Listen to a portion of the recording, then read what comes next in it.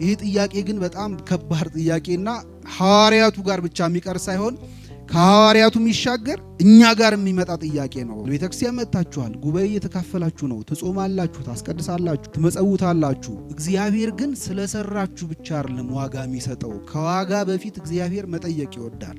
ጥያቄው ምን መሰላችሁ? ምን ፈልጋችሁ ነው ይሄን ያደረጋችሁ? ዓላማችሁን ቀድሱት።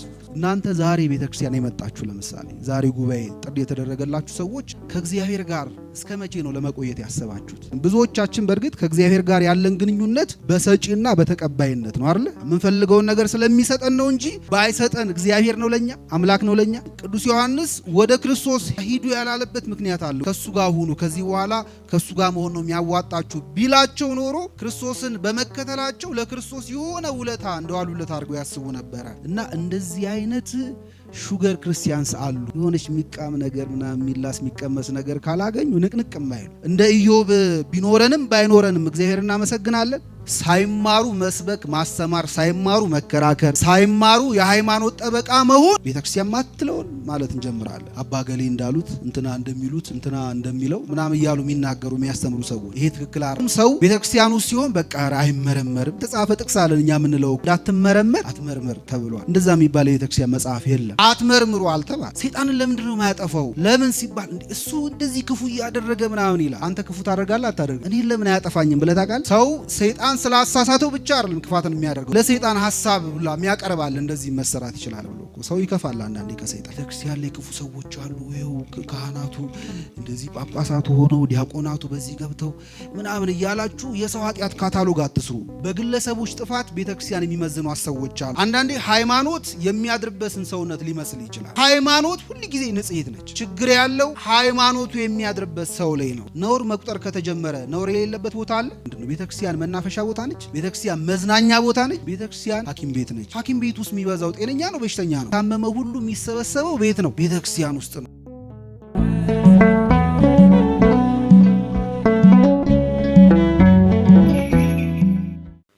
የዮሐንስ ወንጌል ምዕራፍ 1 ቁጥር 46 ላይ ባለ ኃይለ ቃል እንማራለን። ቃሉ ክርስቶስ ደቀ መዛሙርቱን የጠራበት ደቀ መዛሙርቱም ደግሞ በውጭ የነበሩትን ወደ ክርስቶስ ያቀረቡበት ቃል ነው። መተህ እይ የሚል ቃል ነው መነሻ የምናደርገው። የዮሐንስ ወንጌል ምዕራፍ 1 ቁጥር 46 ላይ እናገኘዋለን። በዚህ በዮሐንስ ወንጌል ምዕራፍ 1 ጀምሮ ስታነቡ እንግዲህ ሁላችሁም እንደምታውቁት ቅዱስ ዮሐንስ ይከበር ነበር እና አይሁድ ከፈሪሳውያንና ከሌዋውያን ካህናት ወገን በጣም የተከበሩትን መርጠው ወደ ዮሐንስ ላኩበት። የላኩበት ምንድነው? አንተ ማነህ የሚል ጥያቄ ለማስጠየቅ ነው። ማና አንተ እንጠብቀው የነበረው ይመጣል ብለን ተስፋ የምናደርገው መሲሁን አንተ ክርስቶስ ነህ ወይስ ማነህ ብለው ጠየቁት። እና ምን ይላል ቅዱስ ዮሐንስ ወንጌላዊ? ቅዱስ ዮሐንስ መጥምቅ መሰከረ አልዋሸምም ይላል። ምን አላረገም? አልዋሸም ይላል። እና ጥያቄው ትንሽ ለውሸት የሚያዳዳ ነው። ምክንያቱም ሰዎች እናንተ የምታደርጉትን የምትሰሩትን ነገር አይተው መተው አንተ እገሌ ነህ እንዲህ ብለው ቢጠይቋችሁ በጣም በጣም ትልቅ ቦታ የሚሰጠው የሆነ አካል ቢኖርና እገሌ ናችሁ ወይ ቢሏችሁ አይደለውም ለማለት ሰከንዶች አይፈጅባችሁ? በእርግጥ ስራዬን ስትመለከቱ እንደዛ ልመስላችሁ ይችላለሁ። አንዳንድ ነገሬን አኳኋኔን ኑሮዬን ምናምን ስትመለከቱት እውነት ነው፣ እናንተም ስተት የለባችሁም፣ ያስጠረጥራል ምናምን ብለን ከብዙ ማብራሪያ በኋላ ነው ምን ምንለው አይደለሁም የምንለው። ቅዱስ ዮሐንስ ግን መሰከረም አልዋሸምም። እኔ ክርስቶስ አይደለሁም አለ። እኔ ማን አይደለሁም? ክርስቶስ አይደለሁም። እንኪያስ አንተ ማን ነህ? ኤልያስ ነህ አሉት። ኤልያስ በጣም የሚወደድ የሚከበር በጣም ይፈራ የነበረ ሰው ነው። ኤልያስ ነው ወይ አሉት። አይደለሁም አላቸው። እሺ ነብዩ ነህ ወይ አሉት። ነብዩ ሙሴ ነህ አንተ? ሕግን ያመጣልን ከእግዚአብሔር ጋር ከ572 ጊዜ በላይ የተነጋገረው ሙሴ አንተ ነህ አሉት። አይደለሁም አለ። ነገር ግን ስለጠየቃችሁኝ የመጣችሁት ክርስቶስ ወይም መሲሁ እኔ የሆነን ወይስ አይደለሁም የሚለውን ለማጣራት ነው የመጣችሁት።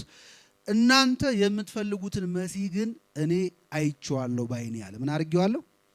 አይቼዋለሁ ባይኔ። ወደ እኔ ሊጠመቅ መጥቶ ነበር።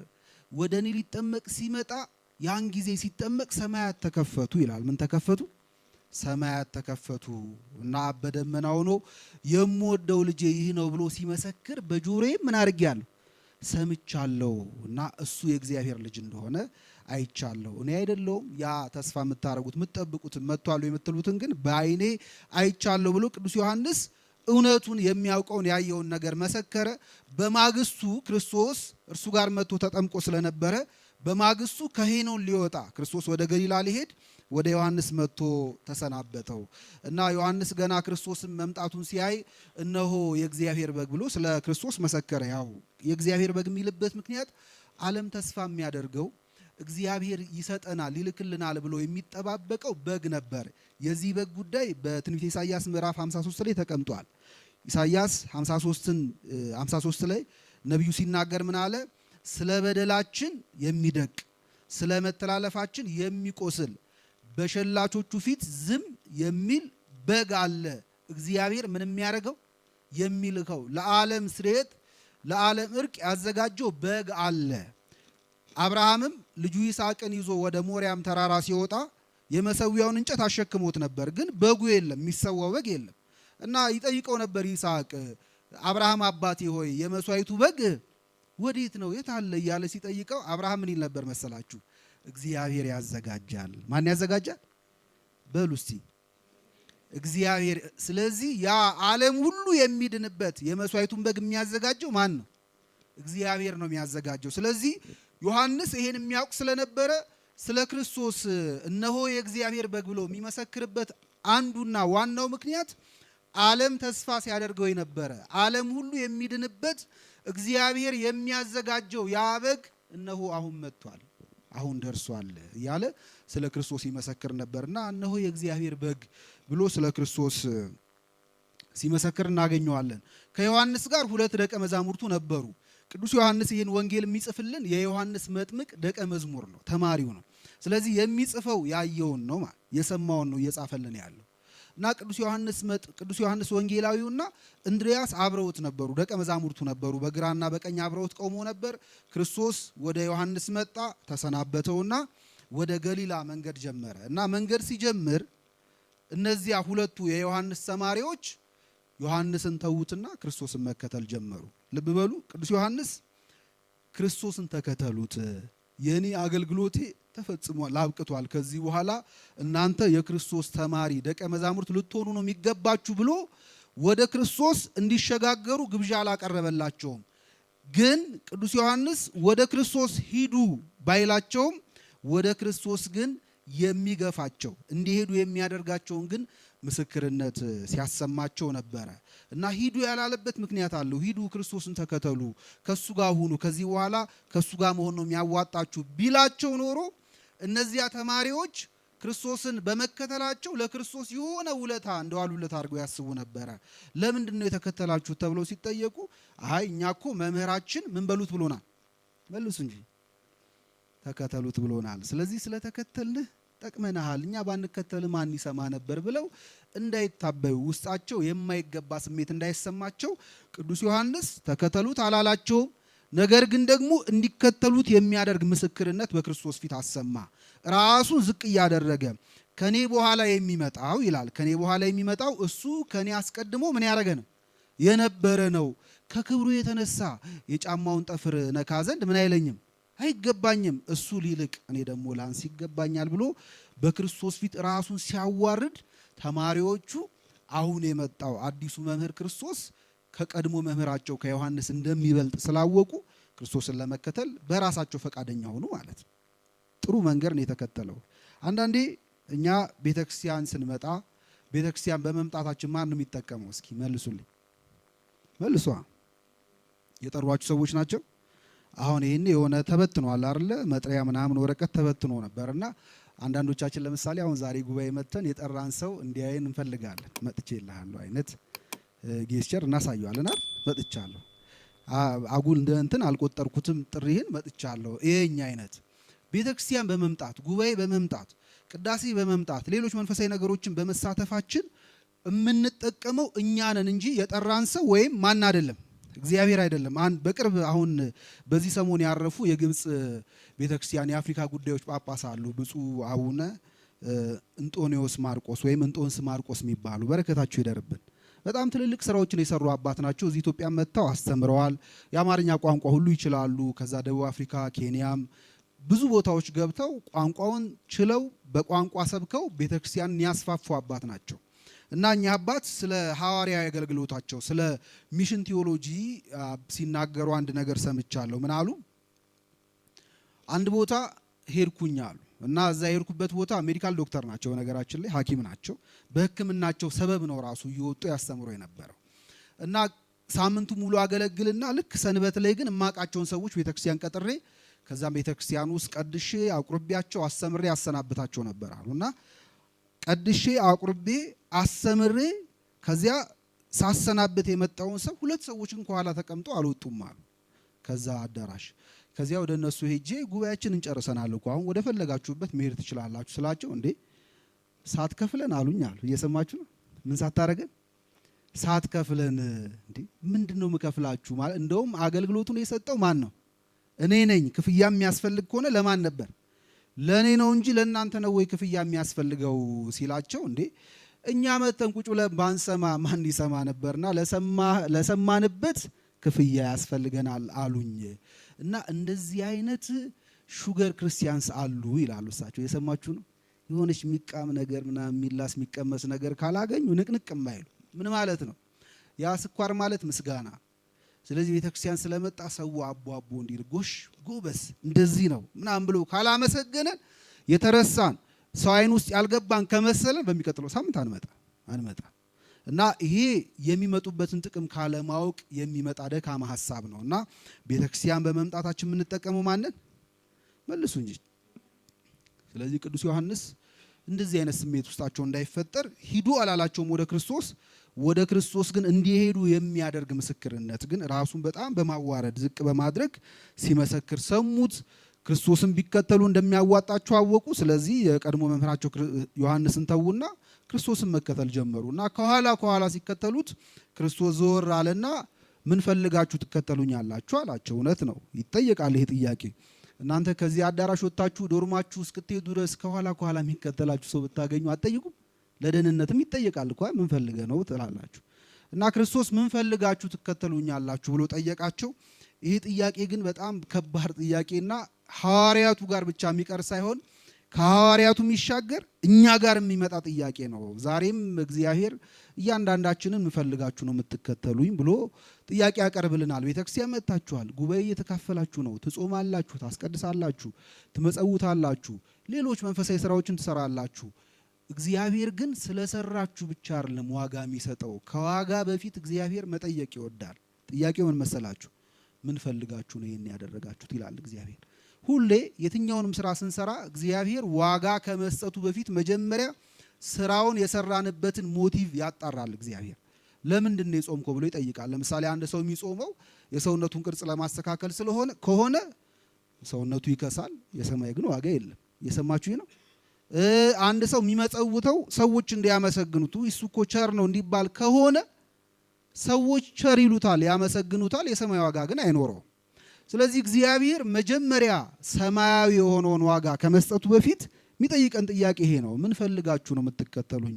ምን ፈልጋችሁ እንደዚህ ታደርጋላችሁ ይላል። ስለዚህ መንፈሳዊ ስራ ስትሰሩ፣ ቤተክርስቲያን ስትመጡ፣ ስትጾሙ፣ ስታስቀድሱ፣ ስትመጸውቱ፣ ሌላውንም ስራ ስትሰሩ ዓላማችሁን ቀድሱት። የዓላማ መቀደስ ነው ዋጋ እንዲኖረን የሚያደርገው። በዚህ በመጽሐፍ ቅዱስ ላይም ጾሙ ብቻ አይደለም እኮ መጽሐፍ ቅዱስ የሚለን ጾምን ቀድሱ ይላል። ምንን ቀድሱ? ምን ማለት ነው? በተቀደሰ ዓላማ ጾሙ ማለት ነው። ስለዚህ እግዚአብሔር ሞቲቫችንንም ጭምር ይመረምራል። ሰው ቢሆን አሁን እዚህ ጉባኤ በጣም ብዙ ሰው ነው የተገኘው እንደ ተማሪ ማለት ነው። ስለዚህ ደስ ይለናል እኛ ቁጥሩን አይተን። እግዚአብሔር ግን በቁጥር ብዛት ብቻ አይደለም ደስ የሚሰኘው፣ እያንዳንዳችን ደግሞ የመጣንበትን ዓላማም ጭምር ያውቃል ነውና እኛ እንደ እግዚአብሔር ስላልሆንን የፊት አይተን ነው የምንፈርደው። እግዚአብሔር ግን ልብና ኩላሊትን ምን የሚያደርግ አምላክ ነው?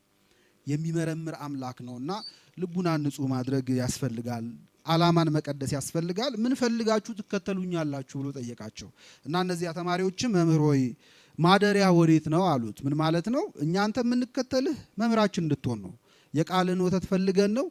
ደግሞ የምንከተልህ ለጊዜያዊ አይደለም ማለት ለዛሬ ለነገ ወይም ለጥቂት ቀናት አንተ ጋር ቆይተን ልንለይህ አይደለም። ማደሪያ ወዴት ነው ማለት የምንከተልህ ካንተ ጋር ውለን ካንተ ጋር ምን ማለት ለማደር ነው፣ ለዘላለም ነው። ካንተ ጋር ለመኖር ነው የምንፈልግህና ማደሪያ ወዴት ነው ብለው ሲጠይቁታ ያላችሁ እናንተ ዛሬ ቤተክርስቲያን የመጣችሁ ለምሳሌ ዛሬ ጉባኤ ጥሪ የተደረገላችሁ ሰዎች ከእግዚአብሔር ጋር እስከ መቼ ነው ለመቆየት ያሰባችሁት? አንደኛና ሁለተኛ ዓመት ነው? እቺ ገና ማዕበል ምናምን አለ አይደል? በዚህ የለም አለ ቀረ ድሮ መሰለኝ አይደል? እኛ ትንሽ አርጅተናል። አሁን ለምሳሌ ሕክምና ቦታ ላይ ሜዲካል ስኩል ላይ ተማሪ በቃ ጉባኤውን በደንብ ወጥሮ የሚከታተለው ፒሲ1 እና ፒሲ2 እስክታልፍ ድረስ ልክ ገዋኗ ስትመጣ አብሮ ይቀራል ከጉባኤም ማለት ነው። እና እግዚአብሔር እናንተ እስከ መቼ ነው የምትፈልጉት?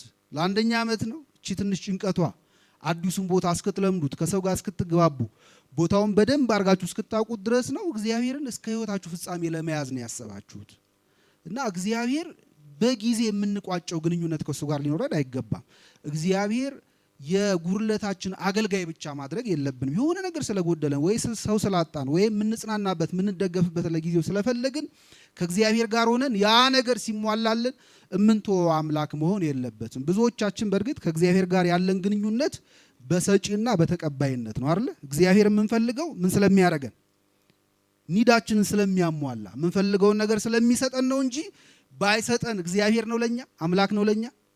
እንደ ኢዮብ ቢኖረንም ባይኖረንም እግዚአብሔር እናመሰግናለን መልሱ እንጂ ከብቶች በጋጣ ውስጥ ባይገኙ ያለንን ሁሉ ብናጣ ተመስገን እኔ በመድኃኒቴ በእግዚአብሔር ደስ ይለኛል ትላላችሁ አንደለም። ከእግዚአብሔር ጋር ያለን ግንኙነት በሰጪና በተቀባይ መካከል እንዳለ ግንኙነት አድርገነዋል። አንድ ክርስቲያን ግን እግዚአብሔር የሚያስፈልገው ይሄ በስጋ የጎደለበትን ነገር እንዲሞላለት አይደለም። እውነት ነው እግዚአብሔር እኮ ይሰጣል። የሚሰጠን ግን የስጋውን ነገር ብቻ አይደለም። ይሄ በጣም ተራ እና በጊዜ የሚያልፍ ነው። እግዚአብሔር ከዚያ በላይ ለኛ ያዘጋጀልን መንግስቱን ነው። ምኑን ነው? የእግዚአብሔር መንግስት የሚገኘው ደግሞ በጊዜያዊ ግንኙነት ሳይሆን ከእግዚአብሔር ጋር ለዘላለም ለመኖር በመቁረጥ በመወሰንም ጭምር ነው። ስለዚህ እናንተ እግዚአብሔር እኔ ለምንድን ነው የፈለግኩት ብላችሁ መጠየቅ አለባችሁ። የመጣሁት ጉባኤ ለምንድን ነው? ትምህርቱ በጣም ይከብዳል። እዚህ ግቢ ጉባኤ ላይ ጎበዝ ተማሪዎች አሉ፣ እነሱ ይረዷችኋል፣ ይደግፏችኋል ስለተባለ ነው ወይስ እግዚአብሔርን ፈልጋችሁ ነው የመጣችሁት? ይሄን መጠየቅ ያስፈልጋል። ምን ፈልጋችሁ ትከተሉኛላችሁ ያላችሁ ክርስቶስ ስለዚያ ነው። እነዚያም ተማሪዎች ብልጥ ስለሆኑ ትክክለኛ መልስ መመለስ የሚችሉ ሰዎች ስለሆኑ መምህር ሆይ ማደሪያ ወዴት ነው? ካንተ ጋር ለዘላለም አብሮ ለመኖር ነው የፈለግነው፣ ወዴት ነው የምታድረው አሉት። ማደሪያዬ ወዴት እንደሆነ ታውቁ ዘንድ መታችሁ እዩ። መታችሁ እዩ ብሎ ጠራቸው። ከዚያ እነዚያ ሁለቱ ደቀ መዛሙርት ክርስቶስን ተከተሉት፣ ማደሪያውን አዩ። እስከ 10 ሰዓትም ድረስ ከሱ ጋር አብረው ቆዩ ይላል። ይሄ በጣም ብዙ ምስጢር አለው፣ ግን አሁን ሰዓት ስለሌለን አናነሳው። እስከ 10 ሰዓት ድረስ አብረው ከቆዩ በኋላ እንድሪያስ ስምዖን የሚባል ወንድም ነበረው። ስለዚህ ወደ ቤቱ ሄደና ቶሎ ለወንድሙ መሲሁን አገኘነው ብሎ አበሰረው። ምኑን አገኘነው? መሲሁን፣ ተስፋ ሲደረግ ሲጠበቅ የነበረው መሲህ አገኘነው በማለት አበሰረው፣ ነገረው። ሲነግረው ደስ አለው በጣም ስምዖን። ከዚያ እንድሪያስ ስምዖን ወንድሙን ይዞ ወደ ክርስቶስ መጣ። ልክ ክርስቶስ ስምዖንን ሲያየው ማንም ሳያስተዋውቀው የዮና ልጅ ስምዖን ሆይ ብሎ ጠራው በስሙ። የዮና ልጅ ስምዖን ሆይ ሲለው ስምዖን የዋህ ነው። ቅዱስ ጴጥሮስ ነው በነገራችን ላይ የዋህ ነው። የዮና ልጅ ስምዖን ሆይ ሲለው በስሙ ስለጠራው ደስ አለው፣ በጣም ደስ አለው።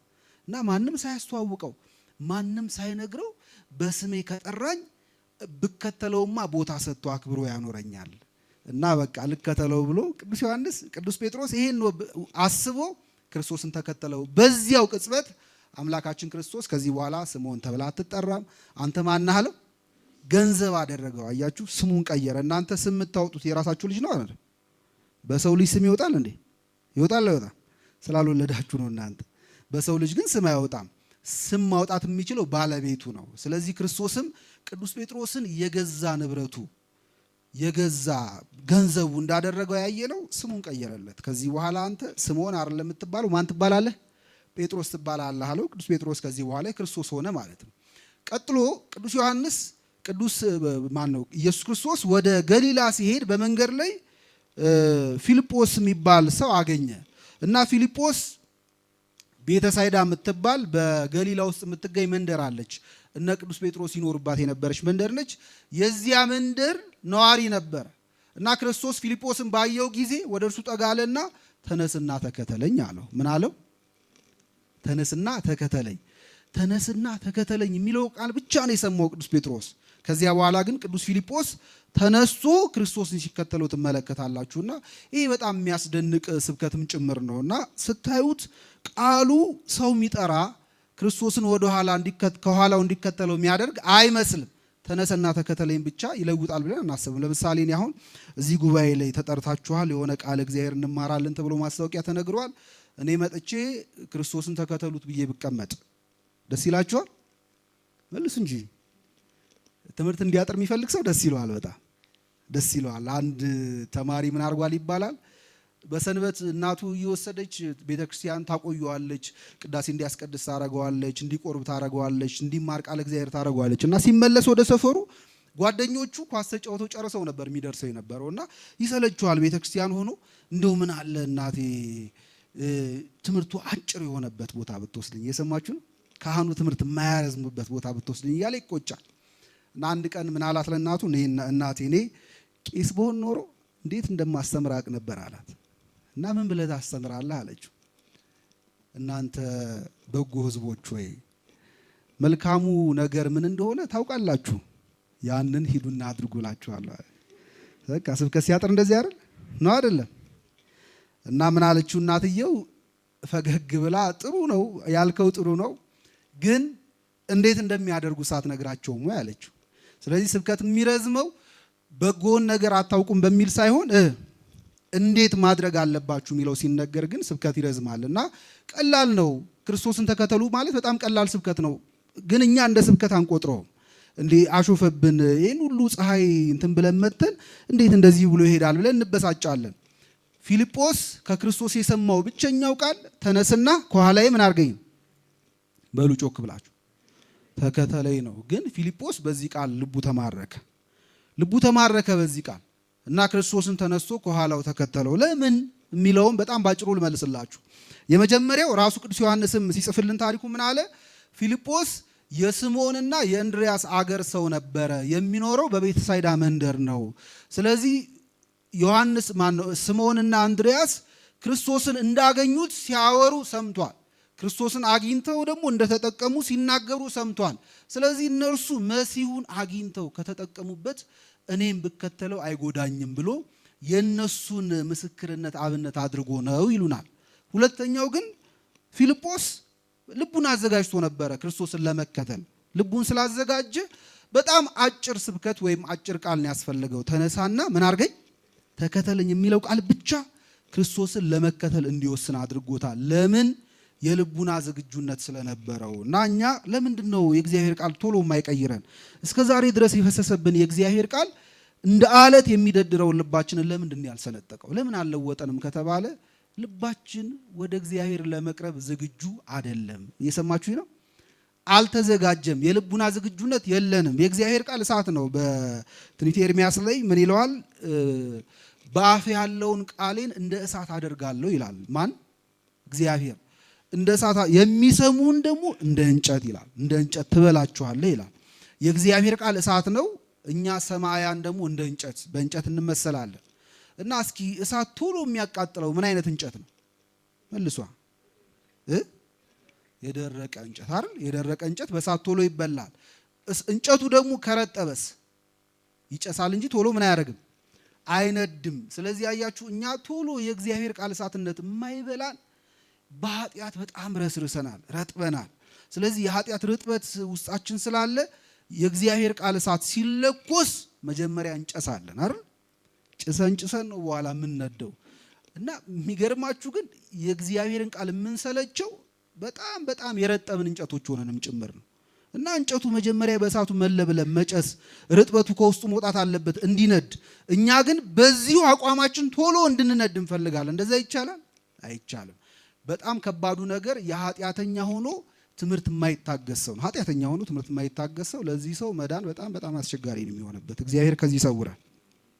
ስለዚህ የልቡና ዝግጁነት ካለ ቶሎ የእግዚአብሔር ቃል እሳትነት ስለሚበላን ፊልጶስ ልቡናውን አዘጋጅቶ ነበር። ክርስቶስ መጣና ተነስና ተከተለኝ ሲለው ብድግ ብሎ ክርስቶስን ሲከተለው ትመለከታላችሁ።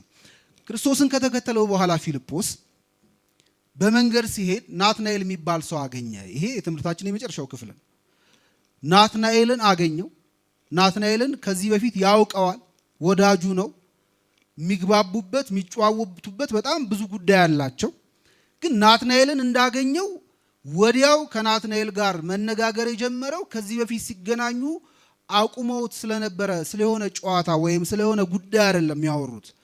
ፊልጶስ ናትናኤልን እንዳገኘው ወዲያው የነገረው ምን መሰላችሁ? የሰማችሁ ነው። ሙሴ በኦሪት መጽሐፉ ስለሱ የጻፈለትን ነቢያትም ስለሱ ትንቢት የተናገሩለትን የዮሴፍን ልጅ የናዝሬቱ ኢየሱስን አገኘ ነው አለው። ምን አረግ ነው? መሲሁን አገኘ ነው። ትልቅ የምስራች ብስራት ነበር በነገራችን ላይ ዛን። ስለዚህ ሙሴ በኦሪት መጽሐፉ የጻፈለትን ነቢያት ስለሱ የተናገሩለትን የዮሴፍን ልጅ መሲሁን አገኘ ነው፣ ክርስቶስን አገኘ ነው ብሎ ለናትናኤል አበሰረው። ፊልጶስ ምንም ትምህርት እውቀት የለውም፣ በነገራችን የመጽሐፍት እውቀት የለውም፣ አልተማረም። አሳ አጥማጆች የሚኖሩበት መንደር ውስጥ ይኖር የነበረ ሰው ነው። ስራው ምናልባት አሳ ማጥመድ ሊሆን ይችላል።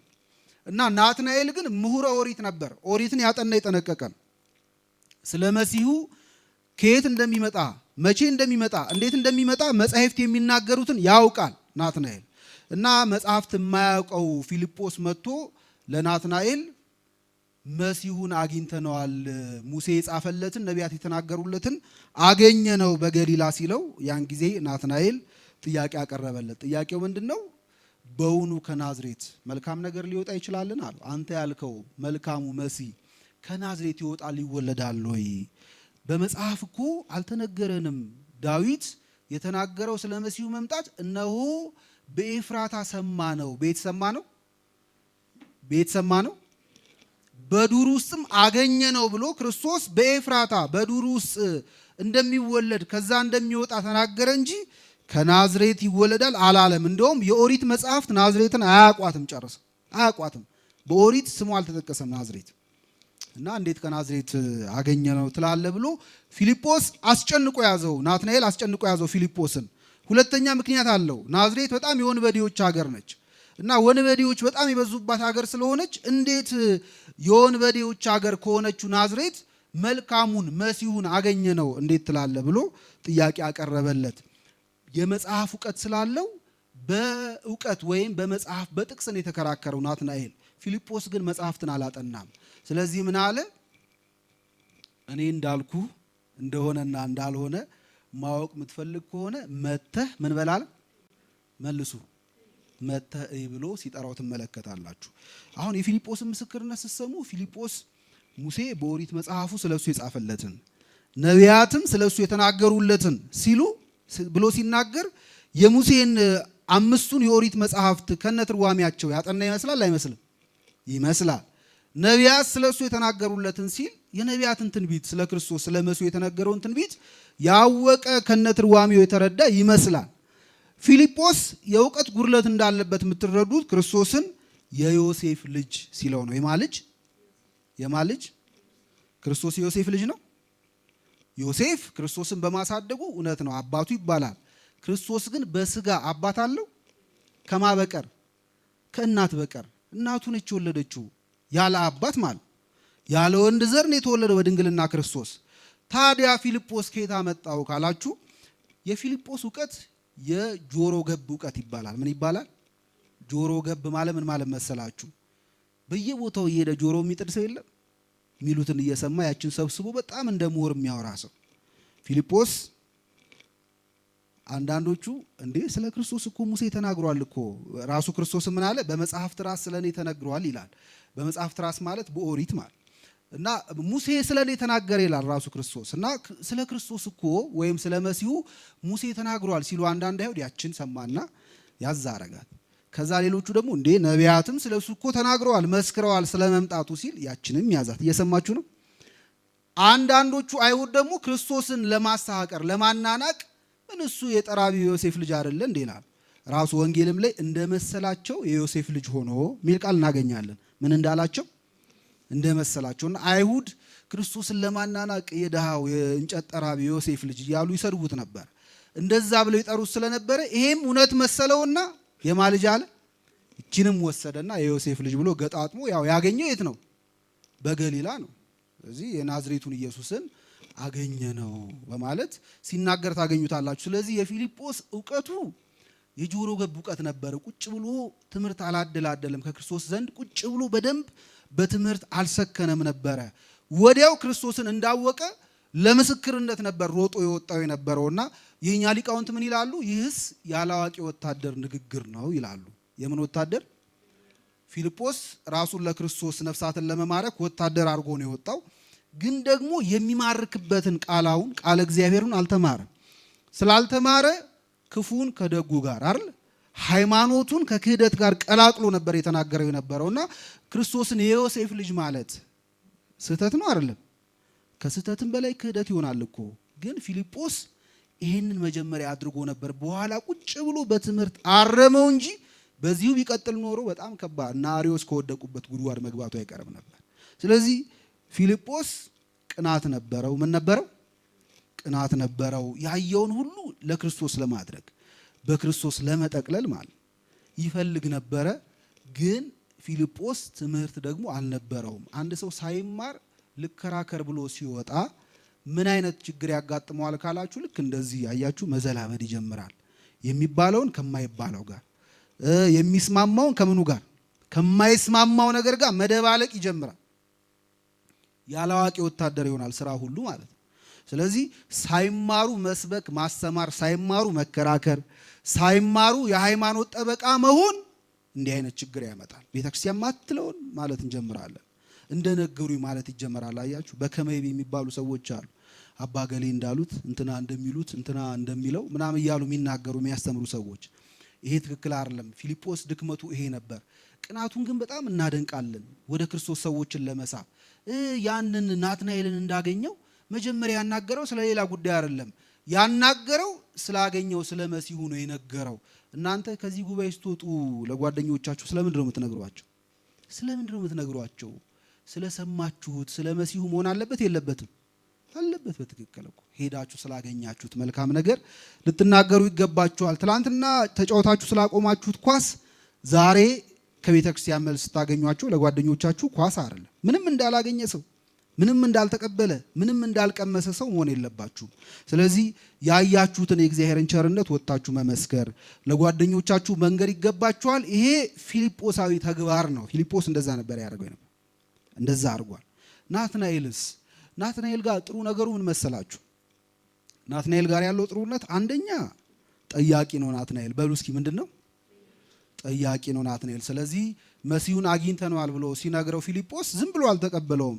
የመጽሐፍቱ ዕውቀት ስለነበረው ከዚህ በፊት ስለተማረ አሁን ፊልጶስ የነገረውና እሱ የሚያውቀው ተጣረሰበት፣ አልተግባባለትም። ስለዚህ በእውኑ ከናዝሬት መልካም ነገር ሊወጣ ይችላል ወይ ብሎ በየዋህነት ሲጠይቀው ትመለከታላችሁ። ጥያቄ ውስጥ የዋህነት አለ። በነገራችን ላይ በየዋህነት ሲጠይቀው ትመለከታላችሁ።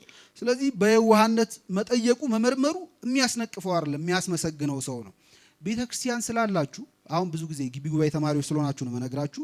ረጅም ዓመት እኔም ግቢ ጉባኤ ላይ አገልግያለሁ። ግቢ ጉባኤ የሚመጣ ተማሪ አንደኛው ቤተክርስቲያን መምጣት የሚያስጨንቀው መጠየቅ የማይቻልበት ቦታ አድርጎ የሚያስብ ሰው አለ። ቤተክርስቲያን መጠየቅ የማይቻልበት ቦታ አይደለችም። እንደውም አለመጠየቅ በጣም የማይሆን የሰት ጉድጓድ ውስጥ ይጥላል። ስለዚህ የሚበረታታው በቤተክርስቲያን የሚጠይቅ ሰው ነው፣ የሚመረምር ሰው ነው። የሚጠራጠር አላልኳችሁም። መጠየቅና መጠራጠር ይለያያሉ አይለያዩ? መልሱ እንጂ። ስለዚህ መጠየቅም ቤተክርስቲያን አትነቅፍም። እንደውም ሊቅነት ከመጠየቅ ነው የሚመጣው። መጠየቅ ያረጋል ሊቅ ይባላል አይደል? ስለዚህ መጠየቅ ያስፈልጋል። ፊልጶስ ይሄን ያሳየን። ቤተክርስቲያን ውስጥ ይወላችሁ ሰይጣን በጣም ሰዎችን ለማሳሳት የተሻለ ተመራጭ ቦታ አድርጎ አንዳንዴ ሊጠቀምበት ይችላል። ምክንያቱም ሰው ቤተክርስቲያን ውስጥ ሲሆን በቃ አይመረመርም፣ መጠየቅ ያስፈልጋል። እንደውም ያልተጻፈ ጥቅስ አለን እኛ የምንለው እኮ እንዳትመረመር አትመርመር ተብሏል። ያ ምን ላይ የተባለው? መጽሐፈ ባልቴት ላይ ነው። እንደዛ የሚባል የቤተክርስቲያን መጽሐፍ የለም። እንዲህ አይነት ትምህርት የምታስተምርበት ቤተክርስቲያን ድርሳን የላትም። አትመርምሩ አልተባለም። ስለዚህ መጠየቅ መመርመር ያስፈልጋልና ብዙ ሰው ለምሳሌ በሐሰተኞች አጥማቂያን ነቢይ ነኝ በሚሉ ተገለጠልኝ አየው በሚሉ ሰዎች የሚስጡት ቤተክርስቲያን ውስጥ የሚመጡ ሰዎች ናቸው። ለምንድን ነው? የሚጠይቅ አይምሯቸውን ቆልፈውታል፣ ዘግተውታል። ስለዚህ አይጠይቁ። አይጠይቁም። የተባለውን ሁሉ አሜን አሜን አሜን አሜን እያሉ ነው የሚቀበሉት። ይሄ የቤተክርስቲያን ትምህርት አይደለም። ስለዚህ ግር ያላችሁ ነገር ሲኖር ቀረብ ብሎ መጠየቅ መመርመር ያስፈልጋል። ሰይጣን የሚያስተን በእንዲህ አይነት ለስላሳ ነገር ውስጥ ስለሆነ እና አባቶቻችን ምን ይላሉ? ገንፎ ለስላሳ ነው፣ ጥሩ ነው ጥሩ አይደለም? ገንፎ ለስላሳነቱ መልሱ እንጂ ይለሰልሳል፣ ጥሩ ነው። ገንፎ አይታኘክ ይታኘካል። ሰዓት የተረፈው ሰው ነው ገንፎ የሚያኝከው። ግን ምን ይላሉ አባቶቻችን? ጠርጥር ከገንፎ መሃል አይጠፋም ስንጥር ይላል። እና ገንፎ ለሰለሰኝ ብለህ ዝም ብለህ የምትጦ ከሆነ ሊሰነቀርብህ ይችላል የገባ ስንጥር ማለት። ስለዚህ ትንሽ በምላስ መፈተሽ ያስፈልጋል። መንፈሳዊ ነገር ላይ ትንሽ ነቃ ብሎ መስማት፣ ትክክል ያልሆነ ነገር ስትሰሙ ይሄ ነገር ትክክል አልመሰለኝም፣ ከየት አገኘኸው፣ ምንጩ ምንድነው ብሎ መጠየቅ ያስፈልጋል። ይሄ ከናትናኤል የምንማረው ነገር ነው። ናትናኤል ጋር ቁርጠኝነት ነበረ። ፊልጶስ እኔ ያልኩ እንደሆነና እንዳልሆነ ለማወቅ መተህ ብሎ ጥሪ ሲያቀርብለት ናትናኤል መንገድ ላይ ያገኘኝ ዝም ብለህ እንደ አንጠልጥለህ ልትወስደኝ ነው ወይ? ነገ ከነገ ወዲያ ቀጠሮ ይዘን አንተ መምህርን ጠይቀህ አስፈቅደህ እመጣለሁ እንጂ አሁን አልሄድም፣ ሌላ ጉዳይ አለብኝ አላለውም። ናና መተህ ሲለው ወዲያው ናትናኤል ቆርጦ ወደ ክርስቶስ ለመሄድ ወሰነ። ክርስቶስን ባየው ጊዜ ደስ አለው በጣም። እነሆ በልቡናው ክፋት የሌለበት የእስራኤል ሰው በማለት ስለ ናትናኤል መስክሯል። እና ናትናኤል ክርስቶስን ለማግኘት በመንፈሳዊ ጉዳይ ላይ ለመወሰን ልቡ በጣም ቆራጥ ነበር። ብዙዎቻችን እኮ የሚያስቸግረን ይሄ አይደለ? አሁን ዛሬ ጉባኤ የተጠሩ ሰዎች አሉ የሉ? መልሱ እንጂ ያልመጡ ማለት ነው አይደለ? አሁን ዛሬ ስትመጡ አግኝታችሁ እንኳን አልሰማህም እንዴ እንደዚህ አይነት ጉባኤ እኮ ነበርና ለምንድን ነው ማን ሄደው ስትሏቸው እኔ እቃ ነኝ እንዴ አንጠልጥነ የምትወስደኝ እኔ ስንት ፕሮግራም አለኝ፣ ባይሆን ነገ ከነገ ወዲያ በደንብ ታስረዳኝና ጉዳዩን ከዛ በኋላ እመጣለሁ እስኪ እንደ ሁኔታው ምናምን የሚል ሰው አለ። ክብረ ነክ የሚሆንበት ና እንሂድ ስለተባለ የቅጽበታዊ ጥሪ በጣም የሚያናድደው ሰው አለ። ግን የምንጠራበት ቦታ ቤተክርስቲያን ነው። ምንድነው? መልሱ እንጂ ጥሪው ደግሞ የነፍስ አድን ጥሪ ነው። የነፍስ አድን ጥሪ ምን ማለት መሰላችሁ? ለምሳሌ አንድ ሰው ደራሽ የወሰደው ማይበል እያማታው ሊሞት እኮ ነው፣ ውሃው እያሰጠመው አንድ ሰው ድንገት መጥቶ ናውላ ላውጣህ ቢለው እንዴ ዝም ብለህ መተዘው ብለህ ላውጣ ትለኛለህ እንዴ ይላል አይልም? መልሱ እንጂ አይልም። ሁለተኛ እኛ ቀጠሮ እናበዛለን። አሁን አንዳንድ ሰው ቀጠሮ ማብዛት ብቻ ሳይሆን ጉዳይ እናበዛለን። ቤተክርስቲያኑ ጉባኤ ነው ምናምን ሲባል አንደኛ ማን ነው የሚያስተምረው አይደል? ይባላል አይባል? ማን ነው የሚያስተምረው? ቀስቀሳው አሁን ደግሞ አስቸጋሪ ፌስቡክ አለ፣ ኢንስታግራም ምን አለ፣ ሼር ተደርጎ ምናምን ኮፒ ተደርጎ ታይቶ ነው የሚመጣው። ማን ነው የሚያስተምረው? ከዛስ እነማን ደግሞ ይመጣሉ? ጓደኞቼ እነማን አሉ? እነ እንትና አሉ፣ ገሊት እንትና ትመጣለች፣ እነ እንትና ያጀማው ይመጣል። አይ እነሱ ካልመጡማ በቃ በሚቀጥለው ከነሱ ጋር ብመጣ ይሻለኛል ብሎ ቀጠሮ የሚቀይር ሰው አለ። የሚመጣው ሰው የሚያስጨንቀው ሰው አለ። ቅድም እንደነገርኳችሁ ማይበል ውስጥ ያለ ሰው ናላውጣ ሲባል ስወጣ ማንን ነው ማገኘው ይላል? ዝም ብሎ መውጣት ነው እንጂ እዚህ ባህር ውስጥ ደግሞ ስንት አሳ አለ? እስኪ መጀመሪያ ልመራመር፣ እዚህ ላይ ትንሽ ልመሰተውኝ ይላል አይልም? እነዚህ ሁሉ ነገሮች ለመኖር የማይጠቅሙ ስለሆኑ አሁን በዛ ቅጽበት መዳን ነው ለሱ የሚሻለው። ዓለም ማይበል ነች፣ ቤተክርስቲያን ታንኳ ነች ወይም መርከብ ነች ቤተክርስቲያን። መዳን የምትፈልጉ ከሆነ ወደዚህ ታንኳ መግባት አለባችሁ። ቆጵሪያኖስ ምን ይላል? there is no salvation outside the church፣ ከቤተክርስቲያን ውጪ መዳን የለም ድህነት የለም ይላል። መዳን ትፈልጋላችሁ? ቤተክርስቲያን መርከብ ውስጥ መኖር አለባችሁ ማለት መርከብ ውስጥ። ስለዚህ ኑ የሚል ጥሪ ከማይበሉ ከመንገላታት ወደ እረፍት ወደ ድህነት ቦታ የሚቀርብ ጥሪ ስለሆነ ቀጠሮ አትስጡ። ክብረ ነካ ይሆንባችሁ። አግኝተዋችሁና ቤተክርስቲያን ልውሰድ ስላላችሁ አትበሳጩ። ምክንያቱም እነ ቅዱስ ዳዊት እኮ ይሄን ያሉት። ቅዱስ ዳዊት ወደ ቤተ እግዚአብሔር እንዲሄድ ባሉኝ ጊዜ ምን አለኝ? ደስ አለኝ። እና በቃ እድሜ ዘመኔን በአማረ ቅንጡ በሆነ ቤተ መንግስት ውስጥ ከመኖር ይልቅ በደጅ መጣልን እመርጣለሁ ይላል ቅዱስ ዳዊት። በማን ደጅ ታዲያ? ንጉሶች እንኳን መጣል የሚፈልጉበት ደጅ ላይ ኑ ተብለን ስንጠራ የምን ቀጠሮ መስጠት ነው? የምን ምንድነው? ዝም ብለህ አንጠልጥለህ ልትወስደኝ ነው እንዴ? እንደዚህ ማለት ስንጠራ ወዲያው ጥሪውን ተቀበለ መምጣት አለብን። የመጨረሻው ግን የምነግራችሁ ነገር ምንድነው? በተለይ አሁን ባለንበት ጊዜ ደግሞ ፈተናውም ትንሽ ከበድ ስላለ ቅድም እንዳልኳችሁ ፊልጶስ በናዝሬት አገኘ ነው ክርስቶስን ሲለው ናትናኤል በእውኑ ከናዝሬት መልካም ነገር ምን ያደርጋል ብሎት ነበርና ይሄን ያለበት ምክንያት ናዝሬት የወንበዴዎች ከተማ ስለሆነች ነው። ስለ ናዝሬት የሚወራው ነገር ጥሩ አይደለም። ናዝሬት ውስጥ የሚታየው የሚሰማው ነገር ጥሩ አይደለም። ስለዚህ ይሄን አይቶ እንዴት ክፎች ከተሰበሰቡበት መልካም ነገር ይገኛል ብሎ ነው የተጠራጠረው የነበረው። እቺ ነገር አሁን ባለንበትም ዘመን አለ። ቤተክርስቲያኑ ብለን ሰዎችን ስንጠራ የምታረጉትን እኛ ማንሰማ ይመስላችኋል? የምትሆኑትን ነገር ማና ይመስላችኋል? አሁን ቤተክርስቲያን ምን አገኛለሁ ብዬ ነው የምመጣው? ቤተክርስቲያን ውስጥ እንዲህ አይደለም የምታረጉት፣ እንደዚህ አይደለም የምትበላሉት፣ እንዲህ አይደለም የምትሆኑት፣ አልመጣም፣ ሁለተኛ እንደዚህ ብለህ እንዳጠራኝ ምናምን የሚሉ ሰዎች አሉ የሉ? አሉ። እና እነዚህ ሰዎች ያላወቁት ምን መሰላችሁ? አንደኛ እናንተ ቤተክርስቲያንን ስታስቡ በህሊናችሁ የሚመጣላችሁ ነገር ምንድነው? ቤተክርስቲያን መናፈሻ ቦታ ነች? መልሱ። ቤተክርስቲያን መዝናኛ ቦታ ነች? አይደለችም። ቤተክርስቲያን ሐኪም ቤት ነች። ዮሐንስ አፈወርቅ እንደሚናገረው ሐኪም ቤት ደግሞ ሰው የሚሄደው ምን ለማድረግ ነው? ሐኪም ቤት ውስጥ የሚበዛው ጤነኛ ነው በሽተኛ ነው? መልሱ እንጂ። እሺ በጣም ብዙ በሽተኛ ያለበት ሐኪም ቤት ብታዩ ሐኪም ቤቱ ጥሩ ነው አይደለም? ጥሩ ነው። እዛ ቦታማ በጣም ብዙ ሰዎች ድነው ይወጣሉ መሰለኝ። የሚታከሙ ሰዎች ብዙ ናቸው። ስለዚህ በሌሊት ወረፋ ያዝልኝ ይባላል። ቤተክርስቲያን ውስጥ በጣም ብዙ በሽተኛ የበዛው እኛን ጨምሮ ብዙ በሽተኛ የበዛው የመድኃኒት ቤት ስለሆነች ነው። ከዚህ ውጪ ተስፋ የለንም፣ መዳኛ የለንም። ስለዚህ የታመመ ሁሉ የሚሰበሰበው ቤት ነው፣ ቤተክርስቲያን ውስጥ ነው። እና አንድ ሰው ሆስፒታል ሂድና ታከም ሲባል ታሞ አይኔ እዛ በሽተኛ ስላለ አልታከምም ይባላል አይባልም? እሱ ራሱ ምንድነው? መልስ እንጂ ጮክላ ስድብ አይደለም። ምንድነው? በሽተኛ። ስለዚህ በሽተኛ ሆነ እንዴት በሽተኞች በዙ ምናምን ትላል? በዙ።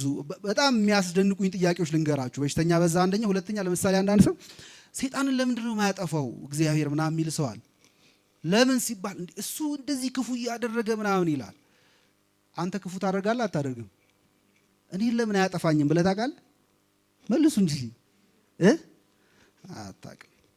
ሰው ሰይጣን ስላሳሳተው ብቻ አይደለም ክፋትን የሚያደርገው። በነገራችን ላይ ሰይጣንን እባክና ብሎ የሚጋብዝ ሰውም አለ እኮ። እባክህ ብሎ ማለት ለሰይጣን ሐሳብ ብላ የሚያቀርባል። እንደዚህ መሰራት ይችላል ብሎ እኮ ሰው ይከፋል አንዳንዴ ከሰይጣን። ስለዚህ ከውጭ ሆነን በሽተኞችን ከመቁጠር እነገሌ ያሉበት እንደዚህ ይበዛበታል ከማለት ገብቶ መታከም ይሻላል አይሻል? ስለዚህ ቤተክርስቲያን ላይ ክፉ ሰዎች አሉ፣ ይኸው ካህናቱ እንደዚህ ጳጳሳቱ ሆነው ዲያቆናቱ በዚህ ገብተው ምናምን እያላችሁ የሰው ኃጢአት ካታሎግ አትስሩ። ግቡና ታከሙ። ብትችሉ ታክማችሁ ውጡ እናንተ። እንደዛ ሲሆን ጤና እናገኛለን። ካልሆነ ግን ከውጭ ሆኖ መንቀፍ ጤነኛ አያሰኝምና እንደዚህ የሚያረጉ ሰዎች አሉ። ቤተክርስቲያን ውስጥ እንዲጥፋት አለ ምናምን የሚሉ በግለሰቦች ጥፋት ቤተክርስቲያን የሚመዝኑ ሰዎች አሉ። አንድ ጥያቄ ልጠይቃችሁና አንጨርስ። ለምሳሌ አንድ ሰው ብርጭቆ ውስጥ ውሃ ቢጨምር ውሃው ንጹህ ነውና እዛ የገባበት ብርጭቆ ደግሞ ቀለም የለውም። ስለዚህ የውሃው ጥራት ይታያል አይታይም? መልሷ። እሺ አንድ ደግሞ ጥቁር ብርጭቆ አምጥቶ ደግሞ እዛ ጥቁር ብርጭቆ ውስጥ ደግሞ ውሃ ቢጨምር ውሃው ምን ይመስላል?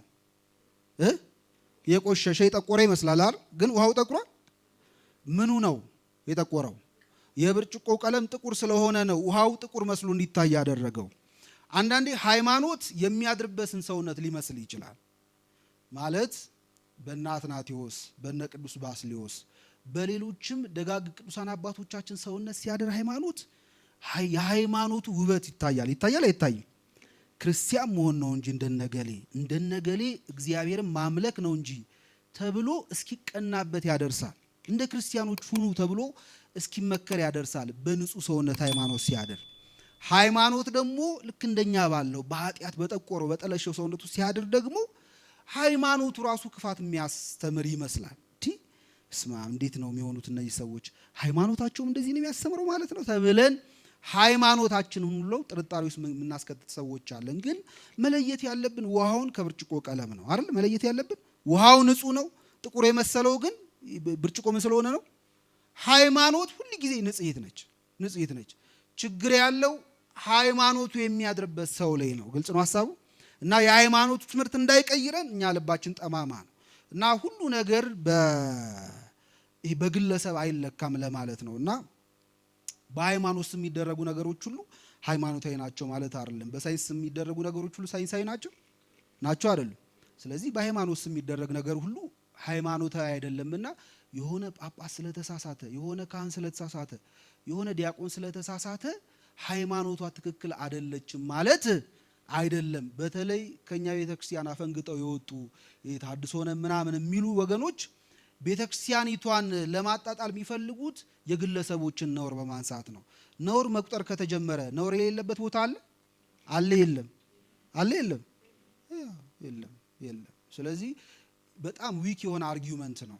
የሰውን ድክመት አንስቶ ሃይማኖቱን በሰው ድክመት ለመመዘን መሞከር ዊክ የሆነ አርጊውመንት ነውና እናንተ ግንኙነታችሁ ከማጋ ሊሆን ያስፈልጋል፣ ከእግዚአብሔር ጋር ሊሆን ያስፈልጋልና እግዚአብሔር በጣም በሽተኞች ህመምተኞች በበዙበት ቦታ መድኃኒትን ያወጣል። ቤተክርስቲያን ህመምተኞች በሽተኞች የሚሰበሰቡባት ሐኪም ቤት ነች።